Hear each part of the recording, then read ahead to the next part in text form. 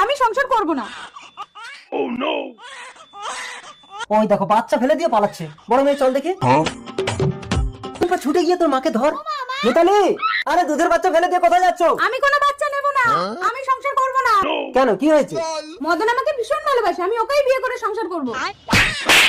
আমাদের দুটো বাচ্চা আছে, তুমি কি নাটক করো নাকি? তোমাকে আমার একদম ভালো লাগে না। আমাকে ভালো লাগে না? এই রিম্পা, বোনকে নিয়ে বাড়ি যা। এই চলো, কোন মদন তোমাকে ভালোবেসে বিয়ে করবে দেখ।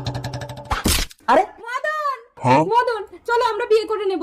তোমার মতো একটা চরিত্রহীন মহিলার সাথে শুধু সময় কাটানো যায়, জীবন কাটানো যায় না। এই তুই কাকে চরিত্রহীন বলিস? এইটা তো নিজের বউকে সামলাতে পারে না, উনি এসছেন আমাকে সামলাতে। মদন এতদিন আমাকে ব্যবহার করে আমার সাথে বেইমানি করলে। বৌদি, দুটো বাচ্চা ছেড়ে স্বামীকে ছেড়ে যে পালিয়ে আসতে পারে, সে আমাকে ছেড়ে যাবে না তার কি গ্যারান্টি আছে? মদন স্বামী, আমাকে তুমি ক্ষমা করো। সরে যাও মিতালি, তোমাকে যদি আমি ক্ষমা করি তাহলে এই সমাজ আমাকে কোনোদিন ক্ষমা করবে না। স্বামী